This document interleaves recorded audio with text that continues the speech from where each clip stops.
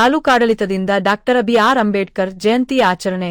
ಸರ್ವಶ್ರೇಷ್ಠ ಸಂವಿಧಾನ ರಚಿಸಿ ಪ್ರತಿಯೊಬ್ಬ ಭಾರತೀಯನಿಗೆ ಕೊಡುಗೆ ನೀಡುವ ಮೂಲಕ ಸದೃಢ ಭಾರತ್ ನಿರ್ಮಾಣಕ್ಕಾಗಿ ಡಾಕ್ಟರ್ ಬಾಬಾ ಸಾಹೇಬ್ ಅಂಬೇಡ್ಕರ್ ಅವರು ಭದ್ರ ಬುನಾದಿ ಹಾಕಿದ್ದಾರೆಂದು ಶಾಸಕ ಗಣೇಶ್ ಹುಕ್ಕೇರಿ ಹೇಳಿದರು.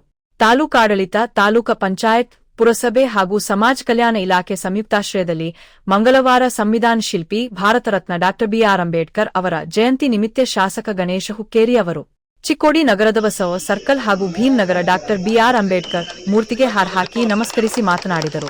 ಇಂದು ವಿಶ್ವದಾದ್ಯಂತ ಡಾಕ್ಟರ್ ಬಾಬಾ ಸಾಹೇಬ್ ಅಂಬೇಡ್ಕರ್ ಅವರ ಜಯಂತಿಯನ್ನು ಅತ್ಯಂತ ಸಂಭ್ರಮ ವಿಜೃಂಭಣೆಯಿಂದ ಆಚರಿಸಲಾಗುತ್ತಿದೆ.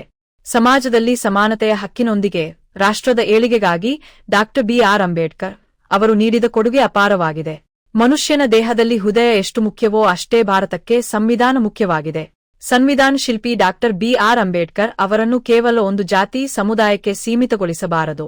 ಜಾತಿ ಮತಪಂಥಗಳನ್ನು ಮೀರಿ ನಿಂತ ಮೇಧಾವಿಗಳಾಗಿರುವ ಅವರು ಎಲ್ಲರಿಗೂ ಸಮಾನತೆ, ಸ್ವಾತಂತ್ರ್ಯ, ಅಭಿವ್ಯಕ್ತಿ ಮತ್ತು ಗೌರವಯುತವಾಗಿ ಹಾಗೂ ಘನತೆಯಿಂದ ಜೀವನ ನಡೆಸಲು ಸಂವಿಧಾನ ಒದಗಿಸಿಕೊಟ್ಟಿತು. ಸಂವಿಧಾನದ ಆಶಯದಂತೆ ನಡೆದುಕೊಳ್ಳುವುದು ಪ್ರತಿಯೊಬ್ಬ ಭಾರತೀಯನ ಕರ್ತವ್ಯವಾಗಿದೆ ಎಂದರು.